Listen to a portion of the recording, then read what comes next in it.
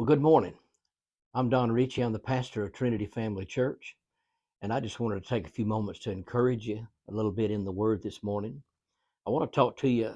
If we had a title this morning, I would just simply be asking you the question that Jesus asked his disciples: Where is your faith?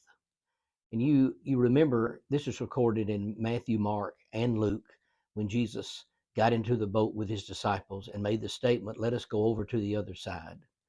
And when he got into the boat and they began to take off, he went back to the back part of the boat or the ship and just laid down and went to sleep. And well, as you know the story, most likely the storm arose and the waves started getting up. The boat started rocking and water started getting into the boat, and that's a dangerous situation. So they got scared and they went and they woke Jesus up and they just simply asked him the question, "Do you not care that we're perishing, that we're going to die?" Well, he woke up immediately and he just asked them the question. He says, "Where is your faith?" In other words, why didn't you do something about this? And of course, then he spoke and said, "Peace, be still." And then there was a great calm. But he rebuked them because they didn't have any faith. And they were just like us. More times than not, we seem to want to ask God to do everything for us, take care of all of our problems.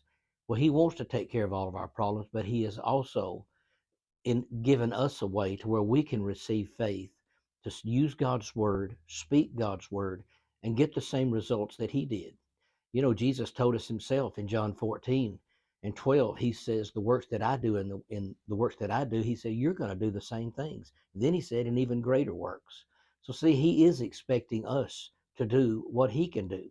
And it's not our power, but it's the power of God working in us. And that's what's so important. So, I don't want him to have to say to me, "Don, where is your faith?" Or uh, kind of even rebuke me and say, "Oh, ye of little faith," like he said more than once to his disciples. And I don't think you want him saying that to you either. But a lot of us don't realize that we can have that kind of faith. And we know that because the Bible just simply tells us in John, or really Mark chapter 11, when about the fig tree, when Jesus cursed the fig tree, well, they didn't notice any changes in it. But the next day when they came by, they did notice that the tree had died because Jesus, when he cursed that tree, it went to the root of the tree, but you couldn't see the death in the leaves and the tree itself. But the next day they could see it. And Peter said, "Master, behold the fig tree which you cursed, it's withered away." And Jesus immediately just said, "Have faith in God." And if you search that out, he was actually saying, "Have the faith of God."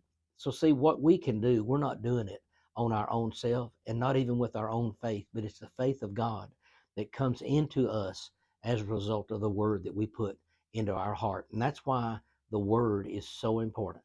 And that's why Jesus said, "Man shall not live by bread alone, but by every word that proceeds out of the mouth of God." So see, friends, we need this faith. And we need to get the word in us so that we can have this faith. If natural food is important to our physical body, we need to realize how important spiritual food is to our spiritual body. So God bless you today. Have a wonderful rest of this day. And just remember, you have faith because you're born again.